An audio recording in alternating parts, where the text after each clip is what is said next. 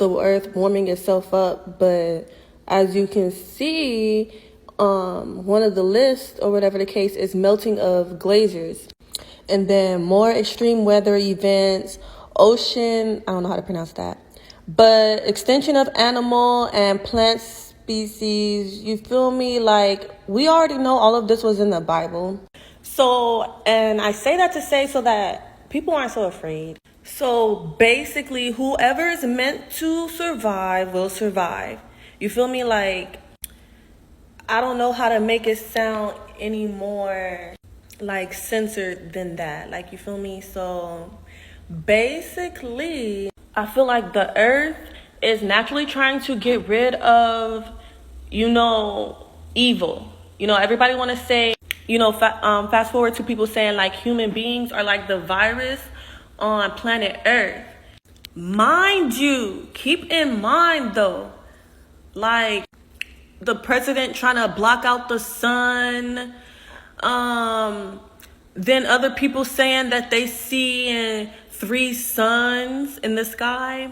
So basically, I'ma just say the elite is trying to cover something from us, but no matter how hard they try, it's gonna keep coming up, and it's just literally like a life lesson and like teaching on inevitability. Like, things are just inevitable and people will still try to the death of them to prevent the inevitable. I don't want to step on any toes, but we already know white people cannot survive in the sun. The sun gets hotter and hotter. We know about global warming. The white race wants to survive.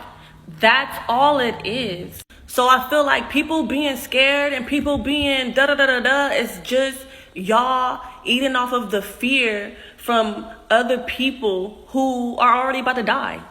What's a conspiracy theory that you 1,000% believe in?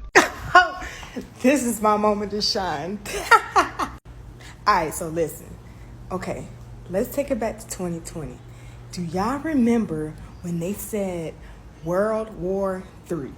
I know you guys gotta remember that shit. It was like around top of the year, beginning of January.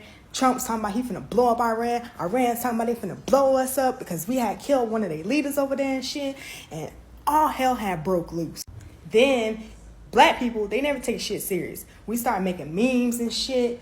And everybody's talking about like random ass people is gonna get deployed and shit. No kidsy. 25,000 troops got fucking deployed. And here's the conspiracy. 25,000 troops got deployed, but they never said the troops returned.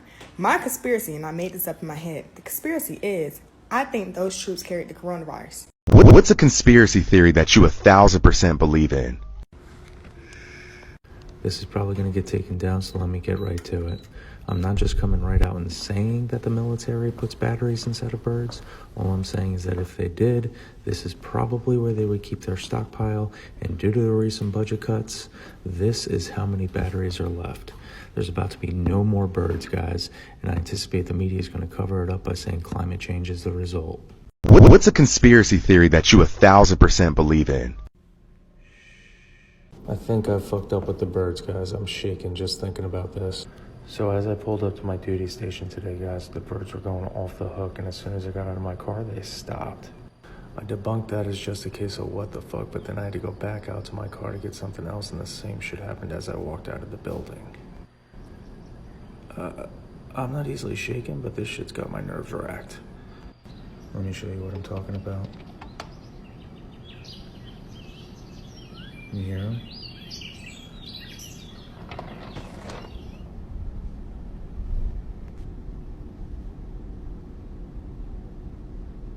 Yeah, I think I fucked up. Big Bird, this is Bravo 6. We're on our way out. On your feet, soldier. We are leaving. So I was scrolling through Britney Spears' Insta, and I noticed something in one of the videos. I thought I was hallucinating at first, but then I checked again, and I wasn't. I can't believe I missed this detail, and it may have been a message. Look at the image in the mirror.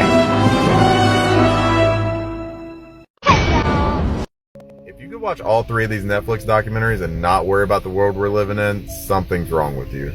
First, we have The Devil We Know. Basically, it's about 3M and those Teflon pans poisoning the entire earth. I mean, like, everyone has this chemical in their body now, and it causes cancer and all these other crazy things. It's insane. They basically poisoned an entire town.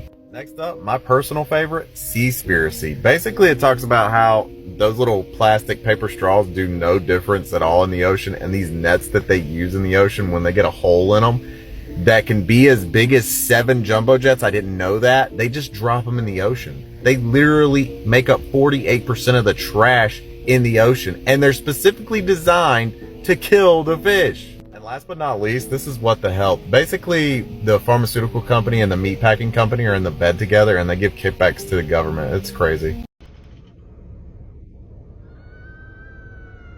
Oh my god, no. Okay, I've been tagged in this a whole bunch of times, and all I have to say, no. Fuck no. You hear that shit, you go.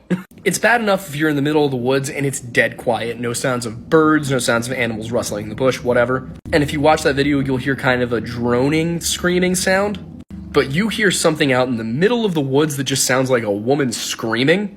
That is something trying to draw you out. That is something that wants you to come out and is trying to draw on your inner feeling that you need to help, that another human being is in danger and you have to go help them, so that it can draw you out of a safe place like a car and into the open where it has all the advantages. So yeah, if she didn't edit that sound, if that's 100% real, definitely bona fide flesh pedestrian, get the fuck out of there. You hear human mimicry, you hear whistling, you hear singing in the middle of the woods, you go. You do not stay. Fucking floor that shit.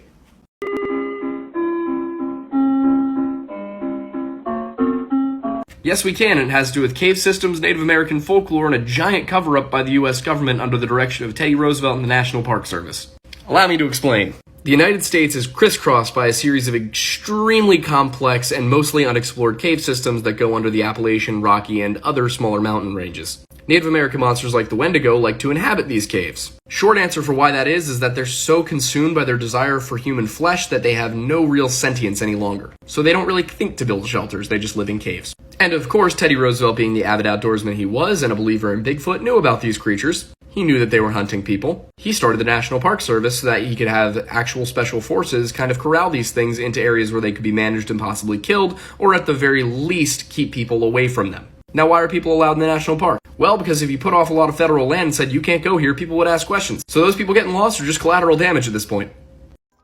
Devil's breath, the scariest drug in the world. You're in the club dancing, and 2 beautiful women approach you. They hand you a business card, and you look over to read it. Little did you know, in that little breath, you just took a whiff of the deadly devil's breath, or scopolamine.